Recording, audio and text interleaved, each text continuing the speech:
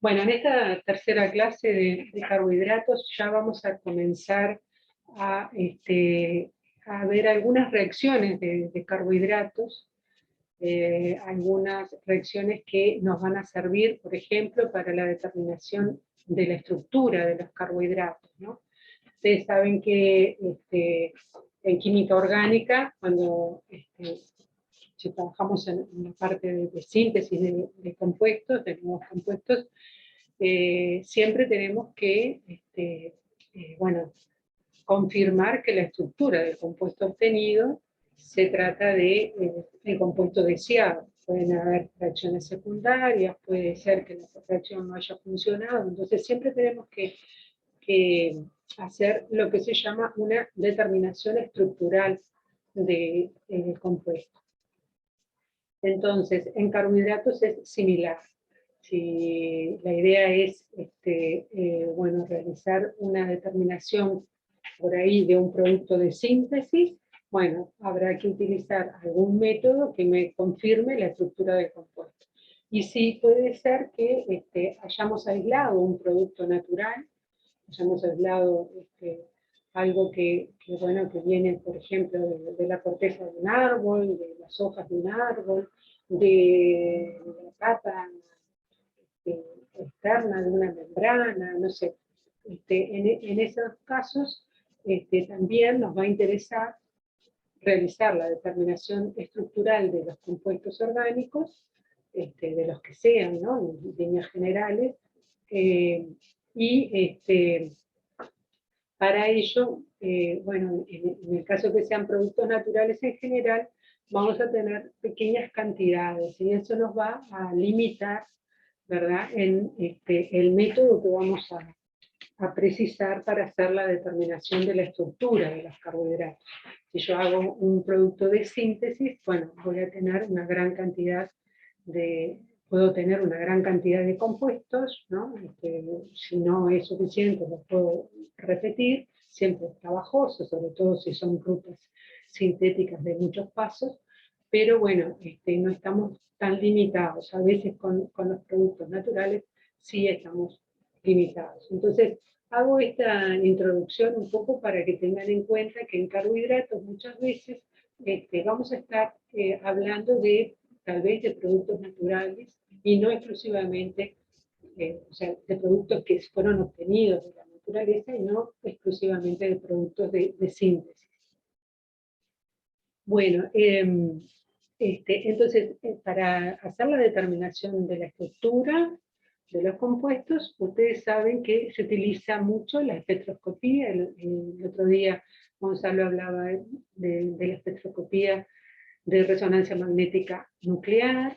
Por un lado, ustedes han visto algunas, no digamos con profundidad, pero sí han visto que bueno, los compuestos en resonancia magnética nuclear se exhiben por protón, por ejemplo, si estamos hablando de resonancia magnética de protón, tienen una cierta, dependiendo del compuesto, aparecen unas ciertas señales que nosotros interpretamos, vemos dónde están esas señales, vemos cómo son esas señales, si son muy intensas, si son grandes. Bueno, eso lo van a ver en profundidad en el curso de Orgánica 104, ¿sí? Que lo van a tener, supongo que a partir de mayo.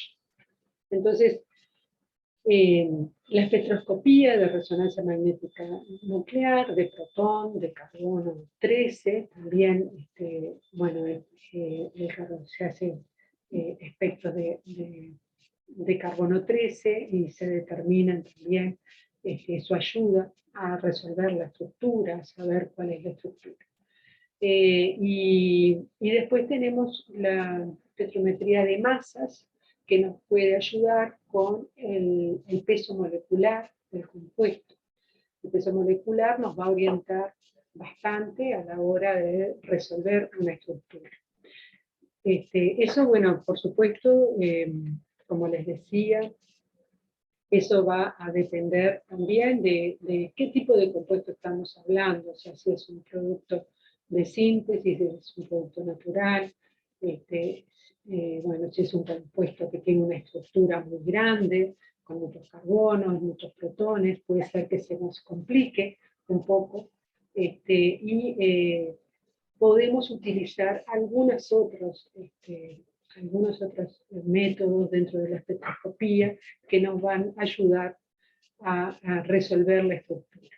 Ustedes saben que el curso de espectroscopía del departamento, que es un curso de orgánica 104, es un curso básico, lo recomiendo para aquellos que no es obligatorio, pero es un curso básico, pero también dentro del departamento tenemos cursos más avanzados, que bueno, que justamente, bueno, dependiendo del interés de cada uno y de la carrera, a veces se hace necesario. En la carrera de químico farmacéutico cada vez más se precisa la espectroscopía, se precisa interpretar resonancia magnética nuclear.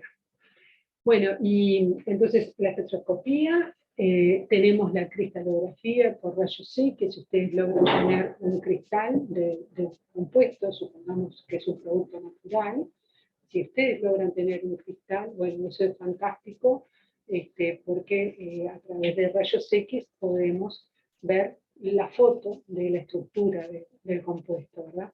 Y eso es fantástico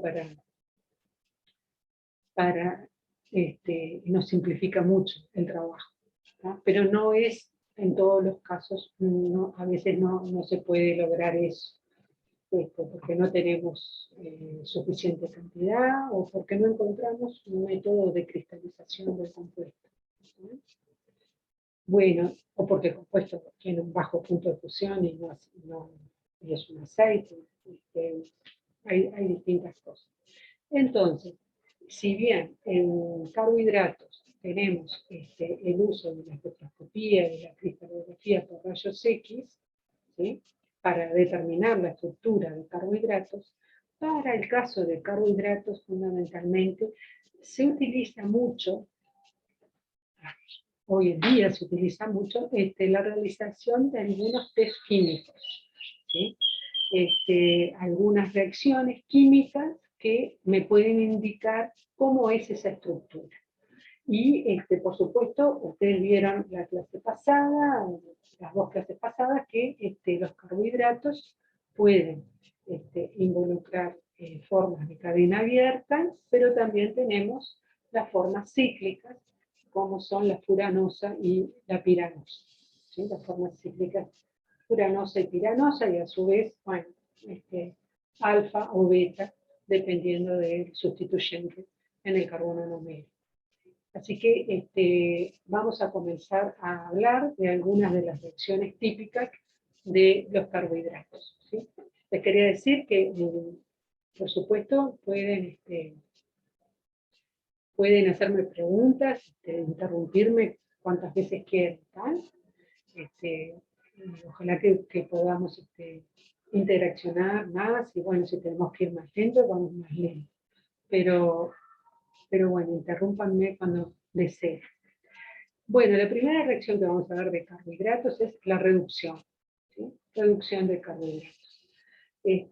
¿Cómo se pueden reducir los carbohidratos? Bueno, nosotros sabemos que los carbohidratos son polihidroxialdehídos o cetonas, ¿verdad? Esa es la definición de los carbohidratos. Entonces, el grupo carbonilo, el aldehído y la acetona, ¿sí?, cuando lo escribimos en la forma abierta, va a poder entonces reducirse, ¿sí?, pasar ese grupo aldehído o cetona, pasar a un grupo alcohol, ¿sí? Y ese compuesto que va a tener, va a ser solo polihidroxi, ¿sí?, va a tener, es un polialcohol, solamente va a tener alcoholes en la estructura, se llama alditol. Y por supuesto, una cosa súper interesante que muchas veces se utiliza cuando se quiere determinar la estructura de un carbohidrato, ese alditol no va a poder ciclar porque no tiene grupo carbonilo capaz de formar un hemiacetal. Entonces, vamos a ver la reducción de la D-galactosa. La D-galactosa la tenemos por acá. Perdí acá. La D-galactosa, ¿sí? Vamos a repasar como hicieron con Gonzalo, ¿sí? Vamos a repasar por qué es de esta estructura. Bueno, nosotros vamos para eso a mirar la forma abierta, ¿verdad? La forma abierta, cuando nosotros tenemos la representación de Fischer, cuando estoy hablando de una D, que sea el carbohidrato, el que sea, ¿no? En este caso D galactosa, D glucosa, pero cuando hablo de D, ¿qué necesariamente tengo que tener en cuenta cuando dibujamos la proyección de Fischer? El OH más alejado del carbonilo esté hacia la derecha. Exactamente. El OH del carbono quiral más alejado del carbonilo, ¿sí? Va a encontrarse a la derecha. Entonces, esto es D, y si quieren, ¿sí? Yo ayer veía que ustedes recordaban la estructura de la glucosa, que ya les dijo Gonzalo que lo van a tener que recordar. En el caso de la glucosa, el OH en el carbono 2 está a la derecha, el OH en el carbono 3 está a la izquierda, y el OH en el carbono 4 y 5, si es de glucosa, estaría a la derecha. En este caso, la D-galactosa, ¿sí? Tiene el OH en el carbono 4 del lado izquierdo. Por lo tanto, ¿qué es la D-galactosa con respecto a la glucosa?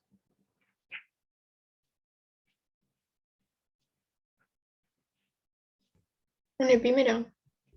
Son epímeros, porque recuerdan que para ser epímeros, ¿qué era lo que necesitábamos?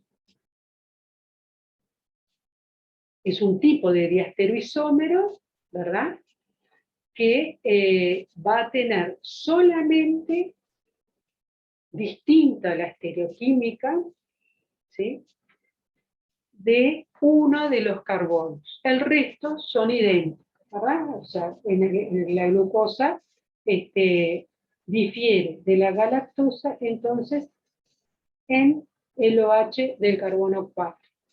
¿Sí? O sea que estos son epímeros. Y por ser epímeros, vamos a seguir insistiendo con Gonzalo, por ser epímeros, este compuesto, la D-galactosa y la D-glucosa, si yo los tengo mezclados en un balón, ¿sí?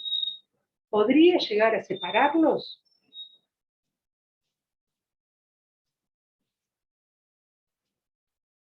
¿Cómo no entendí la pregunta? Si yo tengo D-galactosa y D-glucosa mezclados adentro de un balón, disueltos en un disolvente, el que sea, ¿yo puedo llegar a separar D-galactosa de D-glucosa?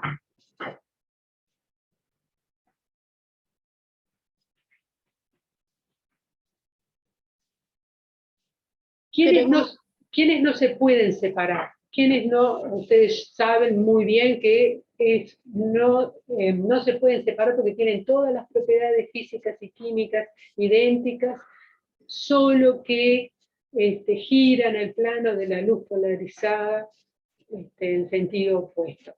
¿Quiénes son esos? Los que no se pueden separar. Los compuestos que, si yo tengo una mezcla, no podría separarlos.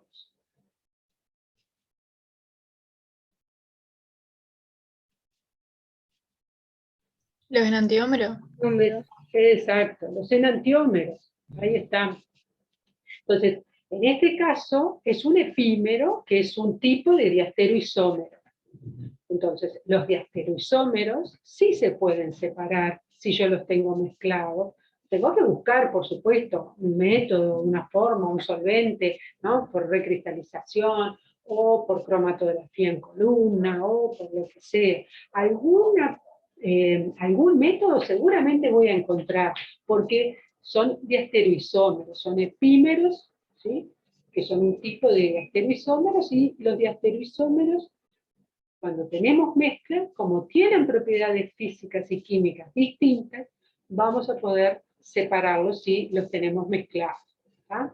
Entonces, es un poquito para recordar. Esto va a ser siempre que van a tener que estar recordando estas cosas. ¿Ah? Y después vamos a ver algunos, también en aminoácidos, sobre todo, vamos a ver, vamos a volver con el tema de epímeros, de astereoisómeros, enantiómeros, etcétera, y las propiedades de cada uno, las propiedades físicas que tiene. Entonces, estábamos con la D-galactosa, que siempre lo puedo dibujar en la forma abierta, pero ya vieron que generalmente existe una baja proporción de la forma abierta y se encuentran principalmente en las formas cíclicas. Y como la forma cíclica de 6, o sea, las piranosas, son más estables, ¿sí? Entonces va generalmente a haber una mayor proporción de la piranosa con respecto a las formas uranosas. Y a su vez, alfa y beta, ¿sí? Que recordamos que el beta, en el caso de la forma piranosa, era más estable porque no había el problema de las interacciones 1 a 3 diaxiales. ¿Sí? Entonces, si nosotros tenemos D-galactosa, ¿sí? Vamos a tener las formas cíclicas, pero en este caso lo que nos interesa es que tengamos el carbonilo libre, ¿sí? O sea, para reducir un carbohidrato, yo tengo que pasar a tener el carbonilo libre, si no, no lo podría reducir. Entonces, con borhidruro de sodio y agua, ¿sí? Borhidruro de sodio es un agente reductor, muy utilizado para reducir cetonas o aldehídos, ¿sí? Alcoholes, con borhidruro de sodio en agua, en este caso, vamos a reducir entonces el carbonilo a el grupo alcohol. Hay una cosa que capaz que les llama la atención. Nosotros, ustedes ya ahora se tienen que ir como preparando para pasar al laboratorio, ¿no? Y entonces, muchas veces no solamente interesa el reactivo, en este caso el agente reductor, que es el borhidruro de sodio, sino que también puede interesarnos el solvente, la temperatura de reacción, si tengo que hacerlo en frío, si tengo que calentar esa reacción para que se produzca. Entonces, esos datos hay como que incorporarlos de alguna manera. En este caso, me interesa que pongan atención en esto, el agua. En general, cuando nosotros hacemos una reducción de cualquier compuesto orgánico, una acetona cualquiera, ¿sí? No un carbohidrato, en general se utiliza metanol como disolvente, ¿sí? Un buen disolvente disuelve, o sea, ¿qué le voy a pedir a mi disolvente? Que me disuelva mi reactivo, ¿sí? Mi reactivo, el agente reductor, borhidruro, que puede actuar en ese medio, ¿sí? Y que se pueda llevar a cabo la reacción. En este caso, ¿sí? Con carbohidratos, es muy común que se sustituya ese metanol por agua. ¿Sí? ¿Por qué? ¿Qué les parece? ¿Por qué será necesario utilizar agua para esta reacción. ¿Por qué ¿Cómo es el agua? ¿Qué tipo de disolvente es el agua? Polar. Polar, es un disolvente polar. Bien. Y con respecto al metanol, ¿cómo lo clasificaría? ¿Más o menos polar? Más polar. Es más polar, ¿verdad? El agua es más polar que el metanol. Entonces, en el caso de carbohidratos, fíjense esta estructura de polihidroxialdehído. Es un compuesto, la, el carbohidrato es un compuesto muy polar, muy polar. Entonces, ¿qué pasa? Muchas veces en metanol no se termina disolviendo completamente. Y sin embargo, en agua, poquita cantidad de agua, no precisamos poner grandes cantidades, ¿sí? Poca cantidad de agua disuelve muy bien el carbohidrato. Y entonces es común, muy común, realizar las reducciones de carbohidratos con borohidruro, pero en agua. Es una diferencia con el resto de los compuestos orgánicos. Esa es una cosa que me interesa que ustedes asimilen, que ustedes lo vean. Trabajar con carbohidratos, si se quiere, es como una metodología un poco distinto, ¿no? A la hora de realizar síntesis, un poco distinto que lo que normalmente se hace cuando se trabaja con otros compuestos orgánicos que no son tan polares, ¿sí? O sea, las metodologías de purificación van a ser distintas, ¿sí? Siempre tenemos que tener en cuenta que este compuesto es muy polar. Entonces, bueno, los disolventes van a ser polares para poder disolverlos, etc. Entonces, bueno, en este caso vamos a obtener el galactitol, ¿sí? Habíamos dicho, se llaman los compuestos de reducción de carbohidratos, se llaman alditoles, ¿sí? En este caso, como viene de la galactosa, se llama galactitol. Y los rendimientos de esta reacción son muy buenos, 90% de rendimiento. Bueno, además de reducirse, ¿verdad? Como el aldehído, si tengo un aldehído, ¿sí? Vamos a centrarnos en el aldehído. Si yo tengo un aldehído, ese aldehído se puede reducir a un alcohol, pero ¿qué le puede pasar a ese aldehído si está en presencia de un oxidante? Bueno, el aldehído es está en un estado de oxidación intermedio entre el alcohol y el ácido carboxílico. Entonces, si tenemos un aldehído, cualquier aldehído, en este caso un aldehído derivado de un carbohidrato, si lo ponemos en presencia de un oxidante, como es el cobre más 2, el medio básico, vamos a obtener la oxidación de este carbono pasando a un carboxilato. Estamos en medio básico y por eso lo escribimos como carboxilato y no como ácido carboxílico con su protón, ¿sí? Bueno, si ese carbono se oxida, ¿sí? Alguien tiene que reducirse. ¿Quién se va a reducir? El cobre más 2. El cobre más 2 pasa a cobre más 1. Y el cobre más 1 nos da un lindo precipitado rojo cuando la reacción es positiva. Se utiliza citrato trisódico, que se los puse por acá arriba, sulfato cúprico y carbonato de sodio en agua para hacer ese medio.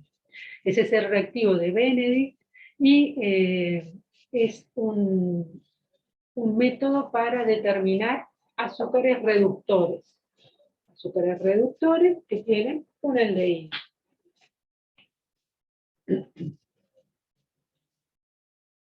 Bueno, se toma, por supuesto, como test positivo, el precipitado rojo. Pero bien, ¿quiénes son los azúcares reductores? Porque hay algunos azúcares que no son reductores. Bueno, si ustedes tienen un grupo aldehído, ¿sí? En la molécula, o si la molécula que ustedes tienen pueden puede generar de alguna manera ese grupo aldehído, ¿sí? Entonces ese azúcar va a ser un carbohidrato reductor. ¿Sí? Por ejemplo, las aldosas, ¿sí? Que por su definición tienen un grupo aldehído en la cadena abierta, pero las cetosas sí pueden pasar por enolización a una aldosa, también van a ser reducidas por cobre más 2. Es decir, yo tengo acá una acetona, ¿sí? Y si yo estoy en un medio básico, por ejemplo, ¿sí? Vamos a poder generar este enol, y ese enol puede estar en equilibrio con la forma acetona, pero también puede estar en equilibrio con el aldehído. ¿Se entiende esto?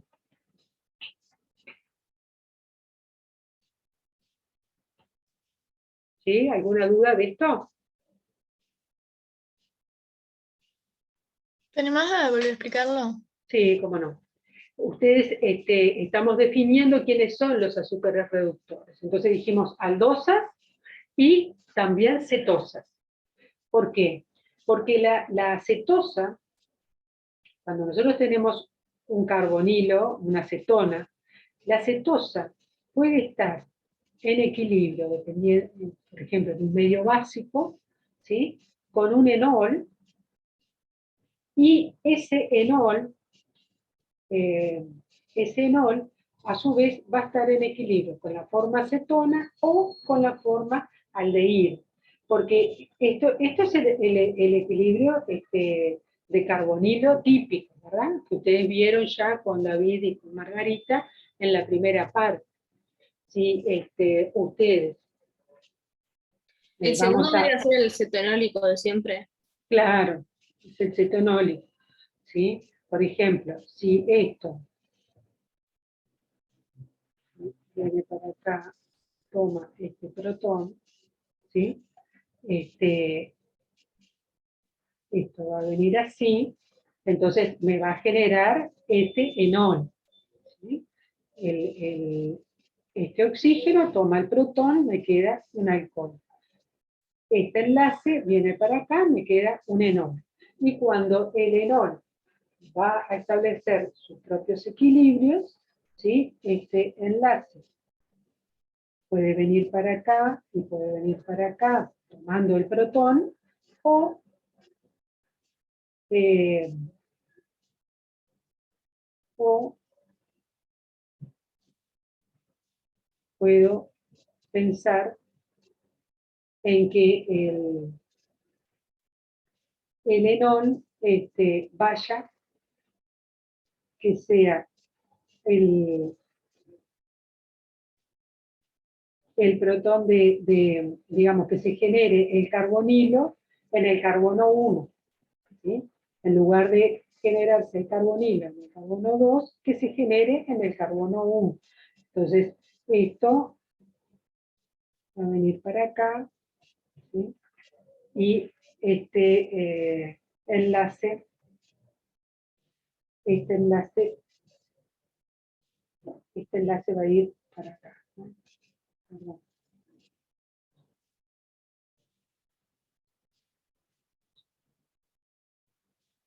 Es al revés.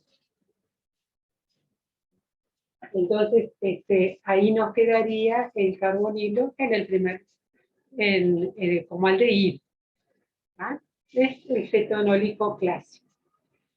Bueno, entonces, otros ejemplos de azúcares reductores, además de las aldosas y las cetosas, son los compuestos que son disacáridos o polisacáridos, pero que contengan una función hemiacetal libre, ¿sí? ¿Por qué? Porque, bueno, siempre podemos ver esta función hemiacetal acá, ¿sí? Siempre la podemos pensar como abierta. Es decir, yo podría dibujar acá abajo esto lo voy a llamar R, a todo eso, y podría pensar en dibujar la forma abierta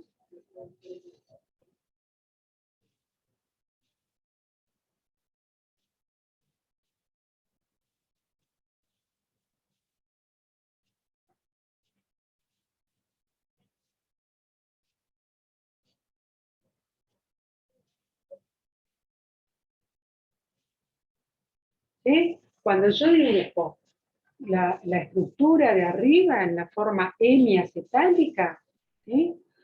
Siempre tengo que tener en cuenta que eso se va a abrir, se puede llegar a abrir. Y si yo le coloco un reactivo que me pueda reaccionar con esta función aldehído, ¿qué es lo que va a pasar?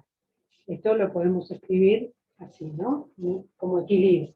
¿Qué es lo que va a pasar? Si yo consumo la forma abierta, este compuesto, la forma abierta, entonces la reacción va a tener lugar. ¿Se entiende? Sí. ¿Sí? ¿Entendieron todos? Bueno, entonces, siempre visualicen, cuando tienen la forma hemiacetálica, siempre tengan en cuenta que esa forma hemiacetálica siempre está en equilibrio con una pequeña proporción, pero existe, una pequeña proporción de la forma abierta. Y entonces, si yo pongo un reactivo para que me reaccione con la forma abierta, por ejemplo, le pongo boridruro, ¿sí? El producto abierto, de la forma abierta, se va a terminar de consumir, ¿sí? Y el compuesto todo va a terminar yendo hacia la forma abierta y finalmente hacia la reacción que tiene que darse. Entonces eso es importante que ustedes lo visualicen así. Bueno, ustedes vieron glicósidos, ¿sí? Vieron glicósidos. Este es el metilglicósido, ¿sí? De la de glucosa, en este caso. La alfa de glucopiranos. Metil alfa de glucopiranos. Entonces, en este caso es el alfa, ¿recuerdan? Alfa, en posición axial. También vieron la clase pasada que en la reacción de formación del metilglicósido había una mayor proporción del metilglicósido alfa debido a qué efecto, que es un efecto particular para estos carbohidratos que están bajo la forma piranosa. Había un efecto que vieron con Gonzalo ayer. ¿Cómo se llamaba ese efecto? Que tenía que ver con la entrada del metilo en el carbono anomérico. Y justamente por ahí venía el nombre. Efecto numérico. Efecto anomérico. ¿tá? Recuerden entonces, vamos repasando todos esos conceptos. Por efecto anomérico, el alfa va a ser mayoritario en la formación del glicósido. Pero esta función, que es un acetal, ¿sí? ¿Tiene grupo carbonilo libre? ¿O puede tener un grupo carbonilo libre en el medio de boridruro o agua? No. No, ¿verdad? Es una estructura que es muy estable en un medio básico o neutro, pero ¿qué le pasa en medio ácido? Si yo paso previamente este metilglucósido a un medio ácido y lo dejo un rato y después quiero continuar haciendo otra reacción. ¿Qué le pasa a los glicósidos en medio ácido? Ácido acuoso. Que se abren. Se hidrolizan, ¿verdad? Y entonces perdemos el metilglicósido del carbono anomérico, nos quedaría la glucosa, ¿sí? En su forma cíclica, en equilibrio con las distintas formas con la forma abierta y con las distintas formas, cíclica, furanosa, etc. Y ahí sí, si yo paso previamente este metilglicósido a un medio ácido, lo dejo un rato para que reaccione, se me hidroliza el metilglicósido, y luego puedo llevar a cabo una reacción de reducción con borhidruro, por ejemplo. Pero mientras yo tenga el glicósido se utiliza como grupo protector de los carbohidratos en general. Cuando van a comenzar a hacer una reacción, es como lo primero que se hace, ¿sí? Una serie de reacciones, lo primero que se hace es, vamos a obtener el metilglicósido y nos evitamos, porque es interesante, no quiero dejar pasar de decirles esto. Ustedes imagínense cuando tienen la glucosa. Imagínense que dijimos que tenían 5 formas posibles, ¿verdad? La glucofuranosa, alfa y beta, la glucopiranosa, alfa y beta, y la forma abierta. Y supongamos que nosotros queremos hacer una reacción sobre esa estructura, ¿sí? Ese carbohidrato. ¿Qué va a pasar? Probablemente las 5 formas reaccionan. Entonces, se me va a complicar tremendamente la separación de los productos de reacción, ¿sí? Eso es algo que ocurre con carbohidratos. Nosotros estamos acostumbrados a tomar un frasquito, agarramos un frasquito que dice tal producto, y ese frasquito se supone que si no se descompuso, es ese producto y nada más, ¿sí? O suponete, puede llegar a tener una pequeña cantidad de alguna impureza, pero menor al 1%. En este caso, cuando nosotros trabajamos con carbohidratos, ya sabemos que cuando nosotros lo pongamos en agua, vamos a tener todas esas formas, ¿sí?, en equilibrio, 5 compuestos en equilibrio. Entonces, eso nos va a complicar a la hora de realizar la reacción, porque después vamos a tener que purificar esos compuestos. Entonces, y que además, bueno, a veces no queremos que, nosotros queremos, supongamos que queremos la forma piranosa y los otros no queremos, entonces el rendimiento de la reacción también va a bajar. Entonces, por esa razón, generalmente lo que se hace es como dejar en una forma, ¿sí?, el carbohidrato. Y para eso se utiliza los glicósidos. Si nosotros tenemos el glicósido, partimos de un carbohidrato, hacemos la reacción, puede ser que nos den distintas proporciones, pero generalmente nos da mayoritario, en este caso la metil alfa D glucopiranosa. Entonces en ese caso vamos a vamos a purificarlo, y después todas las reacciones que vienen, ¿sí?, lo hacemos sobre ese compuesto y no sobre una mezcla. Y sabemos que mientras estemos en un medio básico o neutro, ese metilglicósido va a quedar allí y no se va a hidrolizar. Por supuesto, cuando lo pongamos en un medio ácido, lo vamos a sacar, lo vamos a hidrolizar, ¿sí? Así que los glicósidos son súper importantes en química orgánica, en síntesis de carbohidratos. También por eso, porque nos permite tener una forma cíclica y una única forma. O sea, partir ya mi serie de reacciones con un único compuesto. ¿Se entendió esto? Yo tengo una duda. Dijiste Sí. que no se pueden oxidar y que no se pueden reducir ninguna de las dos cosas, ¿no? Claro, tampoco se pueden, perfecto, tampoco se pueden reducir, porque no tengo el grupo carbonilo libre, lo tengo como acetal, entonces tampoco se van a reducir estos glicósidos. No se pueden reducir igual con el reductor débil, ¿no? Tampoco, Con el fuerte podrían. no, porque mientras tú no utilices medio ácido, no vas a tener el glicósido allí. Ahora, si usas algún medio ácido, entonces vas a dejar libre el aldehído, digamos. Pero si no, no. Bien. Bien, gracias. Bien. Bueno, seguimos entonces. La sacarosa es un azúcar reductor. ¿Qué les parece? La sacarosa, fíjense, creo que la vieron con Gonzalo el otro día.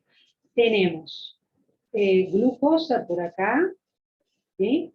Donde la glucosa está aportando el OH de su carbono anomérico para formar un enlace a través un enlace alfa 1,1. ¿Sí? Esta es la fructosa, que recuerdan que la fructosa tiene una acetona en el carbono 2.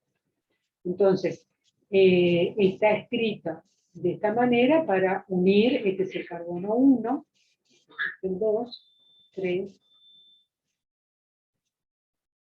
perdón, el carbono 1 es este es el carbono 2 porque es el de la acetona, este es el 3, este es el 4, este es el 5 y este es el 6 de la fructosa. Entonces, tenemos un enlace alfa 1,1, ¿sí? Entonces, ¿qué les parece? ¿Será un azúcar reductor la sacarosa? Si nosotros ponemos sacarosa, que es el azúcar común que consumimos, sacarosa, en presencia de cobre más 2, ¿tendremos reacción? ¿Veremos el precipitado rojo? Que indica óxido cuproso. ¿Sí? ¿Qué sería la sacarosa en este caso? O sea, la sacarosa es un glicósido también, ¿verdad? Y nos fijamos. Ahí no tendría, como es 1,1, no tiene Exacto. el acetal ese, no se puede reducir. Perfecto, sí, es así. No se puede reducir porque el enlace glicosídico es 1,1. Entonces, en este carbohidrato, en este disacárido, tanto el carbonilo de la acetona, de la fructosa, como el carbonilo del aldehído, de la glucosa, están protegidos, ¿sí? Están protegidos. Los grupos protectores que ustedes vieron, bueno, en este caso están protegidos. Bueno, es un producto que se obtiene de la naturaleza, pero está protegido formando un glicósido. Y como es 1,1, los dos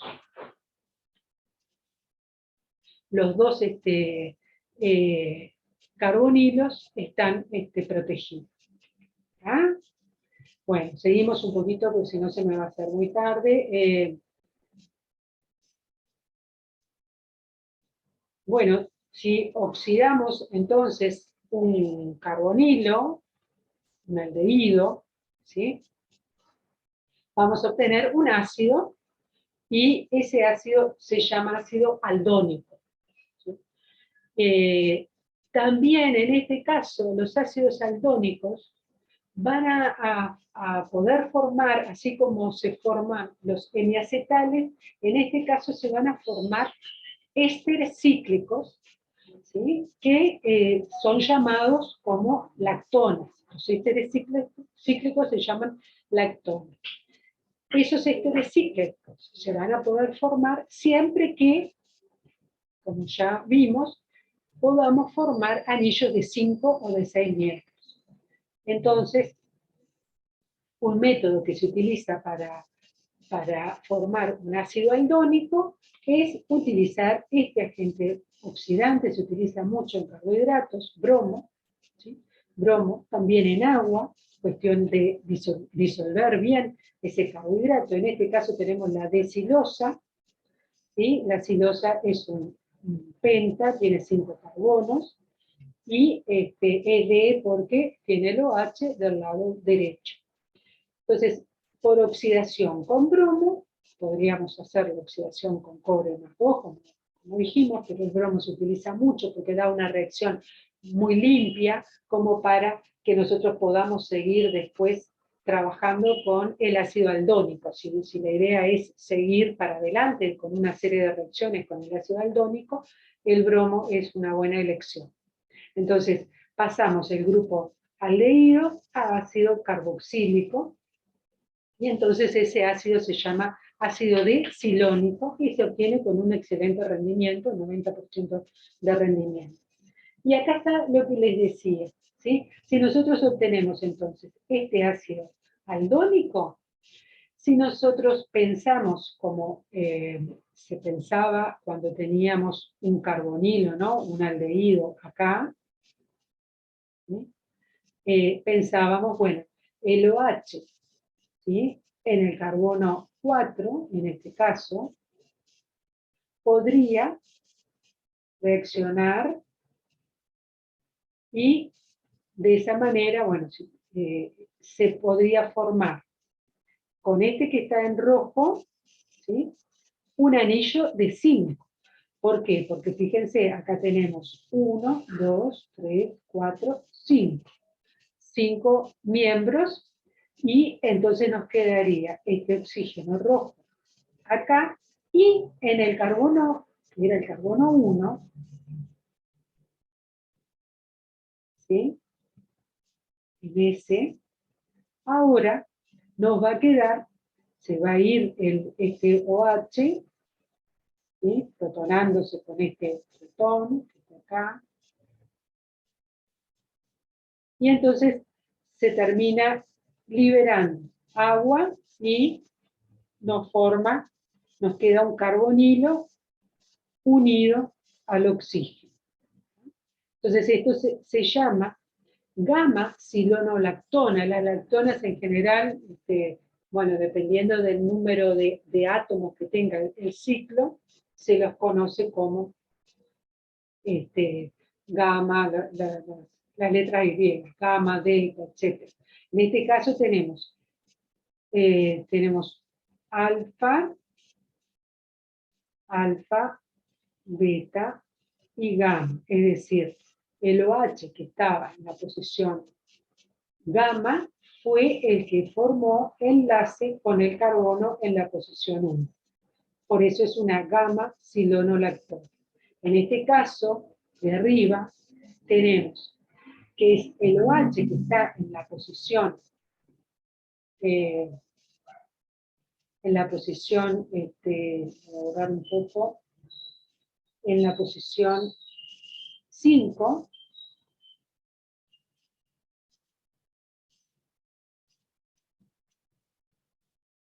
en este,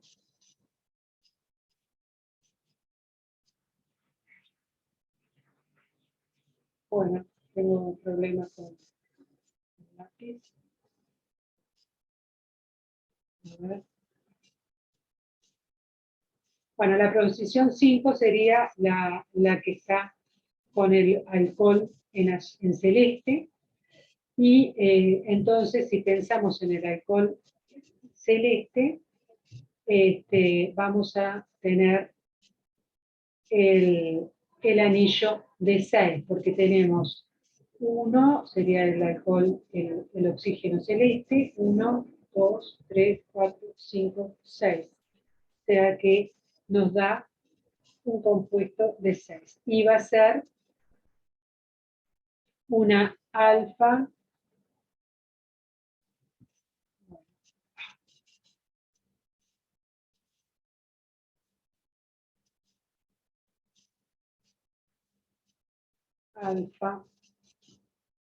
beta, gamma y delta. ¿Sí?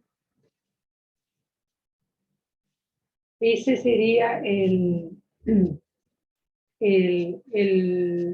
la forma cíclica delta silonolactona. Entonces, así que cuando oxidamos un carbohidrato, el aldehído pasa a un grupo ácido, tenemos un ácido que se llama ácido aldónico, y ese ácido aldónico, si puede formar un anillo de 5 o de 6 miembros, nos va a dar ésteres cítricos que se llaman lactonas, y esas lactonas van a ser gamma, si es un anillo de 5, o delta lactonas. ¿Ah? ¿Alguna pregunta?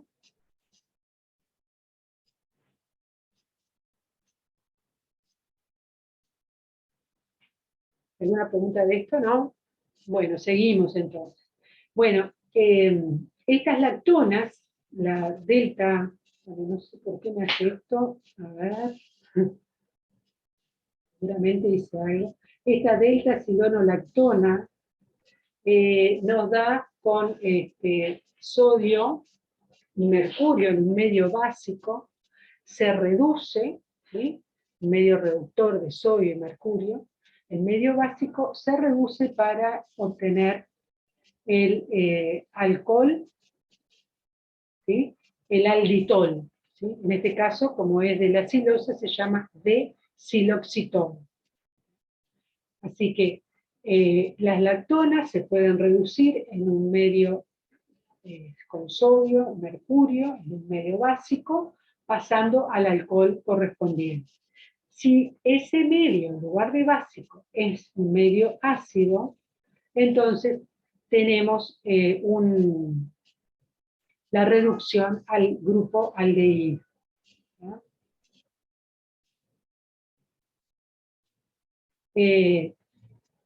Reducimos entonces al grupo aldehído. Bueno, creo que no me va a dejar.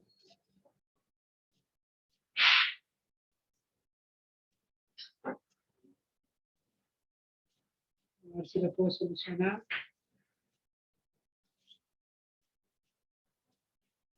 No, bueno, tengo que salir de la presentación.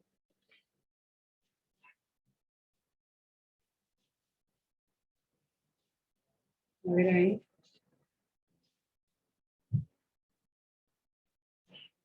Ahora sí. Bueno, entonces, las lactonas se pueden reducir en un medio básico con sodio mercurio, nos da un alcohol, y en un medio, si el medio es ácido, entonces llegamos otra vez a el aldehído.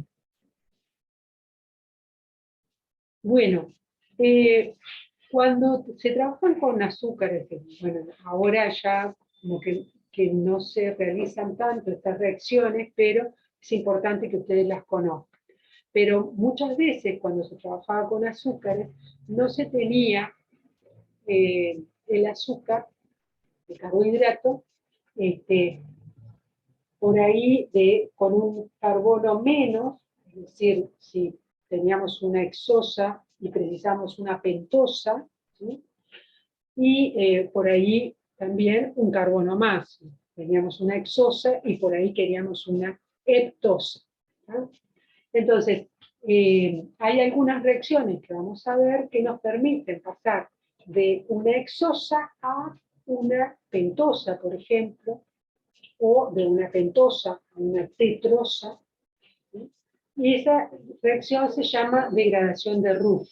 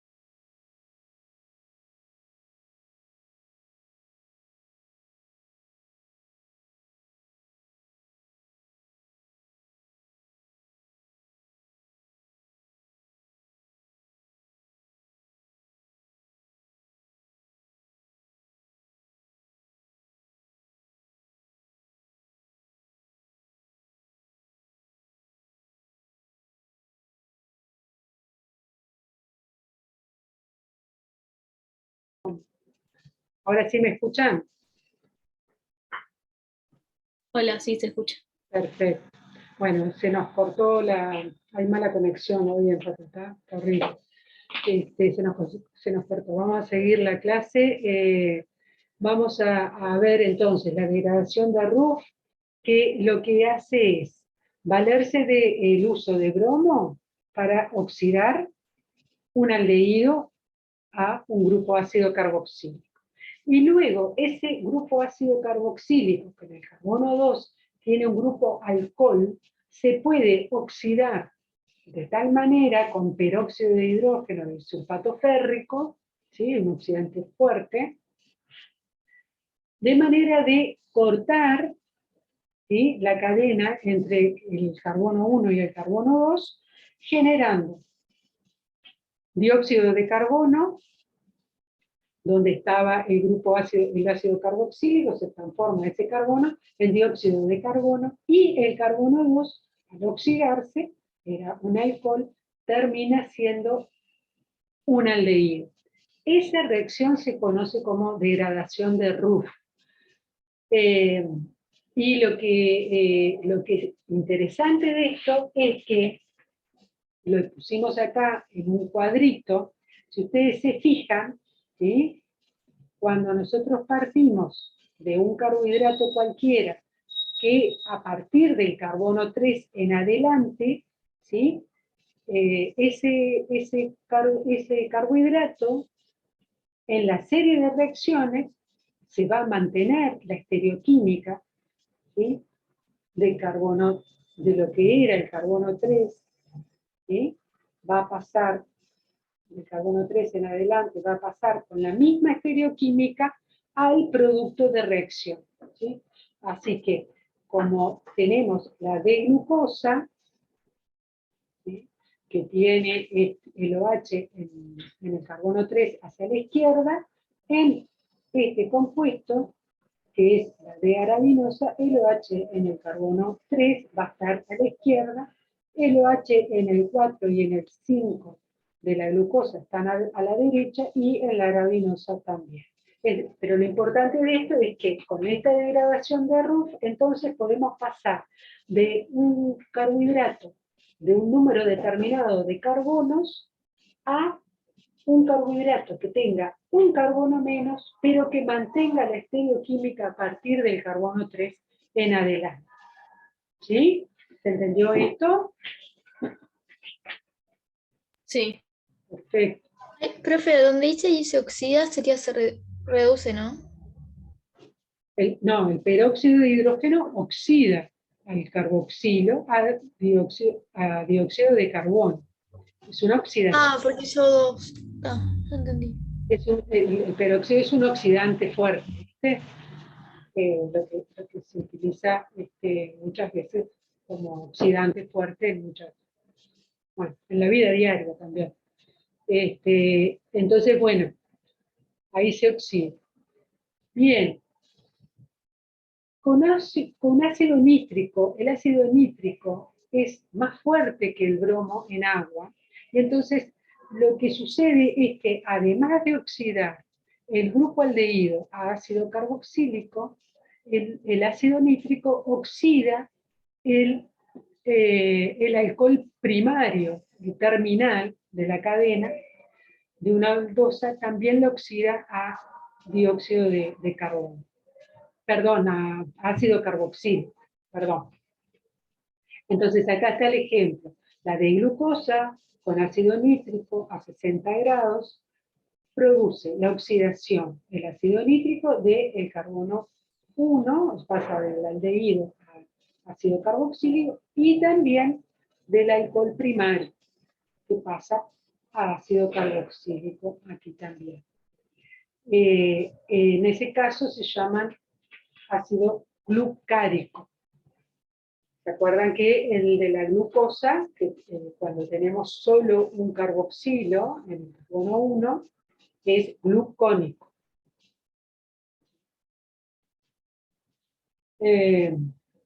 Muy bien.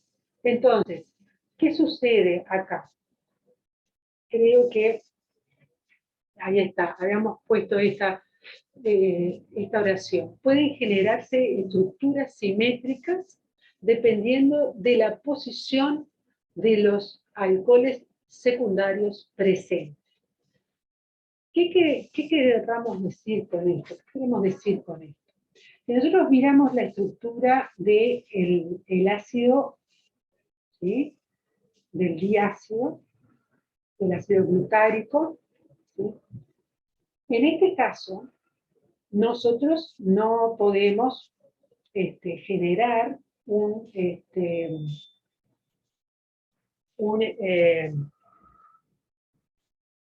compuesto meso, pero supongamos que tenemos esto.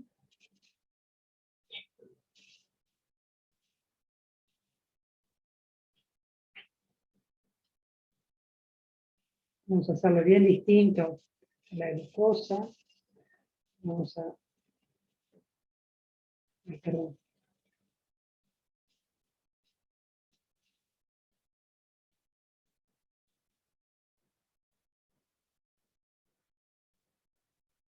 Bueno, en este caso, ¿sí?, y vamos a escribir otro al lado.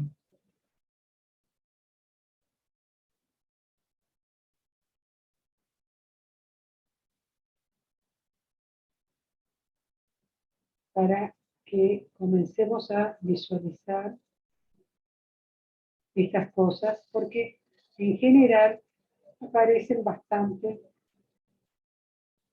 en los ejercicios. Bueno, vamos a ver primero este segundo compuesto, ¿sí? Si nosotros tenemos ese compuesto ahí, ¿sí?, que fue obtenido por una oxidación con ácido nítrico, calor, ácido nítrico, y obtenemos esto. Muchas veces aparece en la letra de los ejercicios que el ácido aldárico es una forma meso. ¿A qué nos referimos con eso? Si miramos esta estructura de aquí. Bueno, lo vieron ayer, creo, con Gonzalo. Nosotros pensamos en un plano aquí, ¿sí? Si nosotros miramos, dibujamos allí un plano, vemos que este OH, ¿sí?, estaría del mismo lado que el último, el carbono 5, y el OH del carbono 3 estaría del mismo lado del carbono 4. Entonces, en este caso, nosotros decimos que este es un compuesto meso porque tiene un plano de simetría. ¿Sí? ¿Me siguieron en eso? Sí. ¿Sí? ¿A todos les quedó claro? Bueno, si tienen preguntas me dicen, ¿sí? Bueno, y vamos a mirar este que está acá, que lo puse como para ver si vemos alguna, para no confundirnos, ¿sí? Vamos a mirar este. En este caso, si yo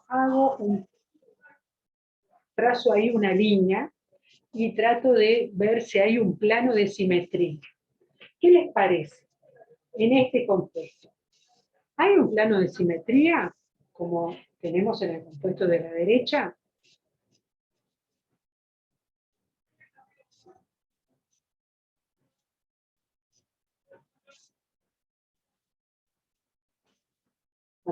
Cuando nosotros establecemos el plano de simetría, el OH que tiene acá, el primer OH que está a la derecha, debería tener, ¿sí?, el simétrico en el carbono 5, el OH de la derecha. Si miramos, nosotros acá lo tenemos a la izquierda.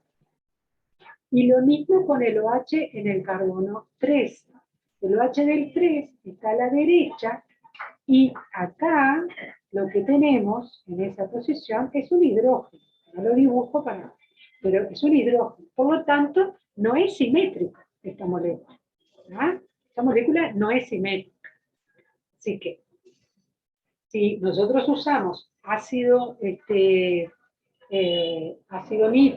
calor y nos dice, se genera una forma meso, bueno, traten de buscar siempre estas cosas, ¿no? Los OH del primer carbono quiral, del OH del último carbono quiral deberían estar del mismo lado, y lo mismo con los del medio.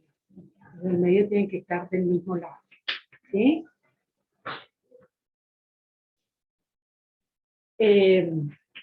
Bueno, si no tienen preguntas, continuamos. En este caso, en el ácido glucárico, tampoco. Si nosotros nos fijamos, si queremos hacer un plano de simetría por ahí a la mitad, ¿sí? No, vemos que el OH del carbono 2 está bien, está en una posición adecuada como para que tenga su simetría con el OH del carbono 5, pero el del 3 y el del 4 están de lados opuestos. Así que esa molécula no es una molécula meso.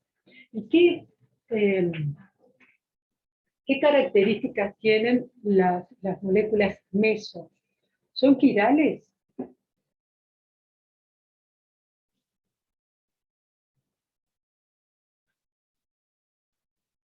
Sí, o sea, tienen carbonos quirales, pero no tienen actividad óptica. Exactamente. Perfecto. Ahí está. Bueno, entonces, continuamos. En este caso, bueno, los ácidos, simplemente porque muchas veces aparecen en productos naturales, en metabolismos de los seres vivos, ¿verdad? Entonces, los ácidos urónicos. Los ácidos urónicos lo que son compuestos que tienen el aldehído, ¿sí? Pero además tienen una función ácido carboxílico en su cadena, en su cadena, en el carbono terminal, digamos, de la cadena. Entonces, los ácidos urónicos también pueden formar hemiacetales cíclicos. En este caso estamos formando una B6, y entonces el OH, ¿sí?, del carbono 5 va a estar atacando al carbono 1 y nos va a formar un ciclo de 1, 2, 3, 4, 5 y 6. La función hemiacetal que la vemos acá. ¿Ah? Bueno, continuamos. Vamos a ver un ejercicio, ¿sí? Del repartido de carbohidratos, el ejercicio 4. De manera que ustedes puedan ver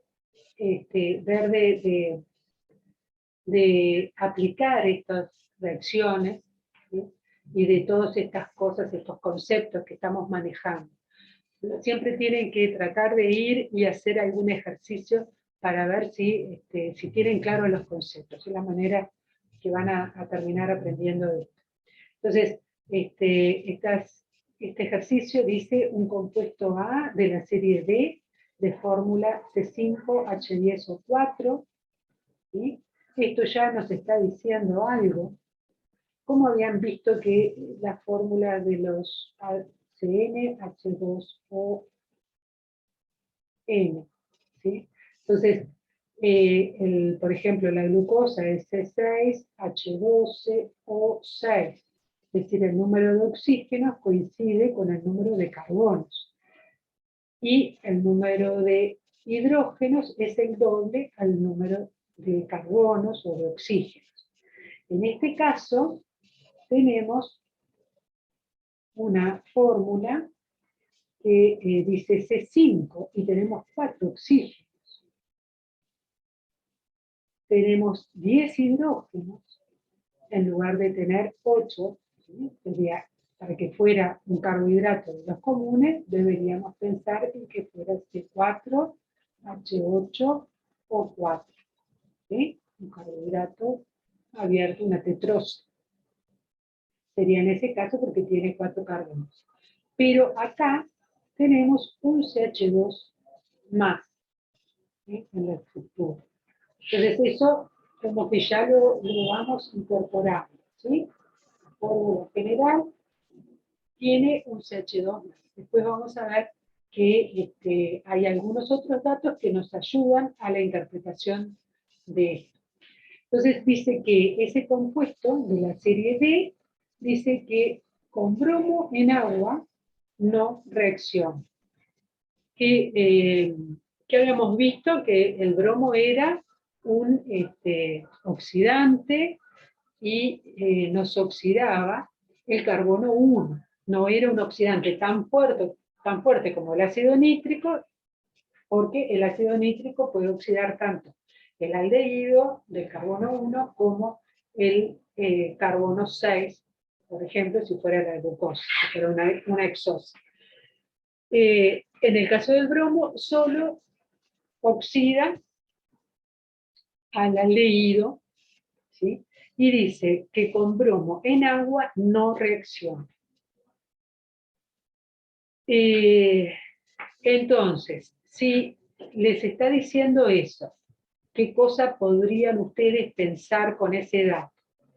¿Sí? ¿Cómo tendría que estar ese aldehído para que no reaccione con bromo? ¿Qué fue lo que comentábamos? No tener el M-acetal libre.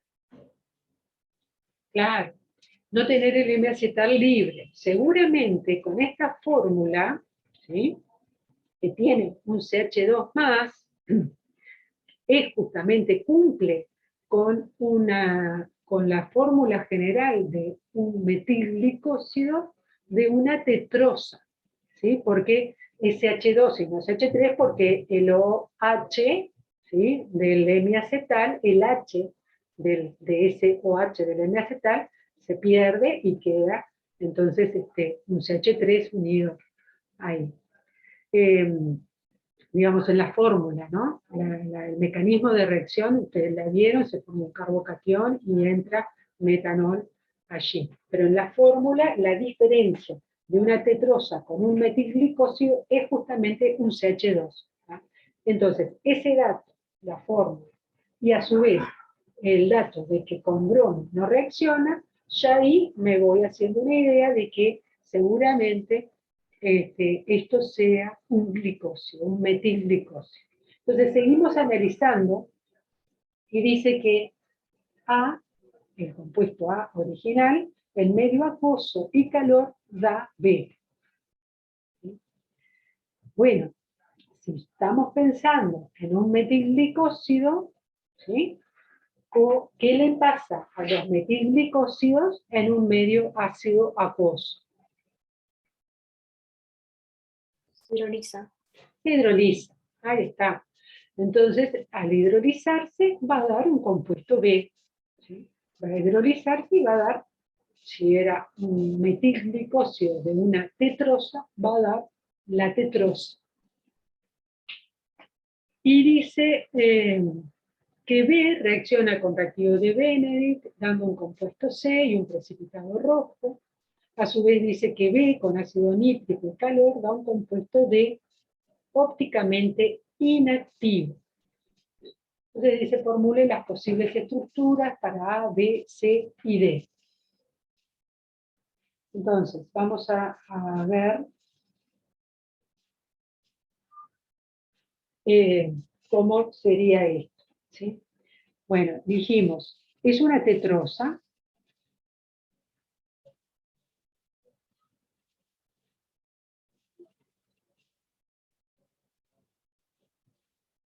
Sería una tetrosa y, por lo tanto, tendríamos que pensar en algo así, ¿verdad? No sé de qué lado van a ir los OH, o sí lo sé. ¿Hay algo que me diga la letra que, que, que me indique dónde va alguno de esos OHs en el carbono 2 o 3? Fíjense la primera oración. un compuesto A de la serie D, dice. Entonces, si dice de la serie D, ¿sí? Y yo voy a escribir una tetrosa, yo sé que el OH del carbono quiral más alejado del aldehído va a estar a la derecha, ¿sí? Porque es D, es de la serie D. ¿Entiende? Sí. Perfecto. Bueno, y dice que ese compuesto, que era el compuesto A, ¿sí? Un compuesto A, este sería el B, ¿sí? El compuesto A sería algún cíclico, algún compuesto que tiene que ser cíclico y que con medio ácido acuoso me va a generar el compuesto B, que yo aquí lo escribí de forma abierta, pero puedo escribir los distintos compuestos en su forma cíclica, que en este caso sería una forma cíclica. Si nosotros hacemos un ataque del carbono en la posición 4, perdón, del oxígeno, del alcohol que está en la posición 4, hacia el aldehído, nosotros podemos imaginar que esto va a estar en equilibrio con una forma de cuántos átomos. Tenemos 1, 2, 3, 4 y 5. Es una forma furanosa. El OH está a la derecha, así que este lo dibujo, este no lo sé. Y esto, vamos a ponerlo así, indicando que puede ser una mezcla de alfa y beta. ¿Sí? ¿Me siguen? Sí. Bien. Entonces, ahora, el compuesto B se oxida con reactivo de Benedict, dice, y nos da un compuesto C, ¿sí? Más óxido cuproso, precipitado rojo, y el compuesto C va a ser un compuesto que tenga un ácido carboxílico en el carbono 1, el 2 no sé dónde va a estar, pero sé que el carbono 3, el OH va a estar a la derecha. Así que voy a tener este compuesto que la letra me dice, a ver si me ayudan ustedes, la letra dice que es un compuesto ópticamente inactivo, ¿no? ¿La vieron la letra? ¿Para qué? Eso es la de B con ácido nítrico. Ah, perdón, claro. No va a ser el B con ácido nítrico, ahí va, claro. Con ácido nítrico no había forma de hacerlo aquí. Entonces me va a dar un diácido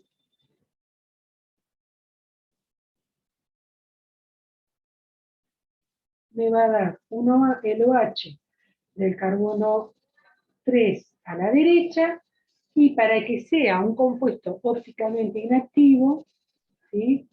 Si yo pongo un plano de simetría por ahí, voy a tener que necesariamente dibujar el OH a la derecha, ¿sí? Entonces, esto es simétrico y esto es simétrico, ¿verdad? Sí. ¿Me siguieron? ¿Sí? Sí. Perfecto. Entonces, ya tengo definido el compuesto, este será compuesto D, supongo. Compuesto D. Entonces empiezo a dibujar en las otras estructuras que tengo acá. En el compuesto C, el OH también va a estar a la derecha, ¿sí? Lo agrego acá. En B va a estar también a la derecha.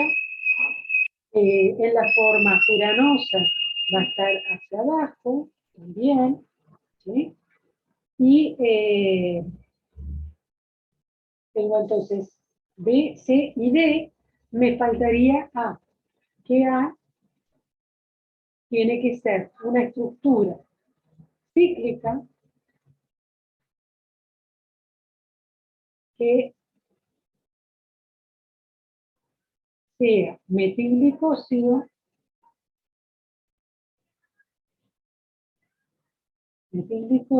y los OH van a estar también hacia abajo, ¿sí? Este sería entonces el compuesto A.